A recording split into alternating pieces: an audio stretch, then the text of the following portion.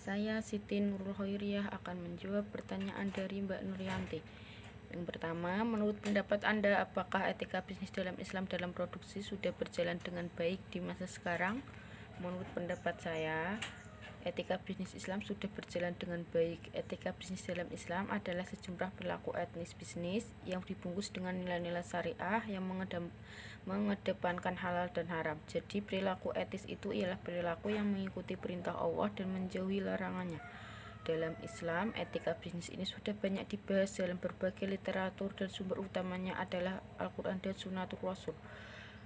Perilaku-perilaku bisnis diharapkan tidak secara etis dalam berbagai aktivitasnya. Kepercayaan, keadilan, dan kejujuran adalah elemen pokok dalam mencapai suksesnya suatu bisnis di kemudian hari.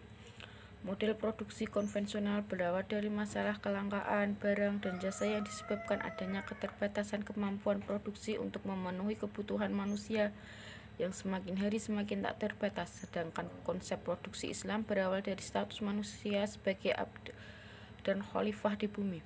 Kegiatan produksi bukan sekadar untuk memenuhi kebutuhan hidup sebagai homo economicus, tapi juga sebagai sarana untuk mengupayakan keadilan sosial dan menjaga keluhuran martabat manusia.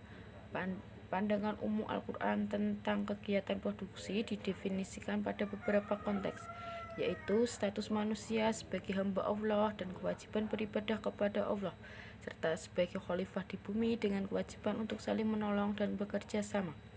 Yang kedua yaitu kewajiban setiap manusia untuk bekerja dalam mencapai kebutuhan hidup dan mengaktualisasikan kemampuannya.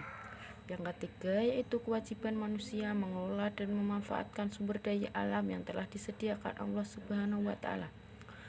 Untuk jawaban yang kedua mengenai pelanggaran etika bisnis, yaitu pelanggaran etika bisnis dilakukan oleh pihak-pihak yang mengerti dan paham tentang etika bisnis. Keputusan bisnis sering dilakukan dengan mengesampingkan norma-norma atau aturan-aturan yang berlaku. Keputusan bisnis dibuat secara sepihak atau memperhatikan ketentuan etika yang disahkan oleh lembaga yang berkompeten termasuk peraturan negara. Kondisi situasi realita menunjukkan kontrol dari pihak berwenang dalam menegakkan etika bisnis masih dianggap lemah. Contohnya yaitu suatu perusahaan melanggar aturan atau hukum yang berlaku tentang faktor karena ingin mengejar keuntungan dan menghindari kewajiban-kewajiban yang selayaknya harus dipatuhi. Surat kontrak bangun usaha. Terima kasih, itu jawaban yang dapat saya sampaikan, kurang lebihnya saya mohon maaf. Wassalamualaikum warahmatullahi wabarakatuh.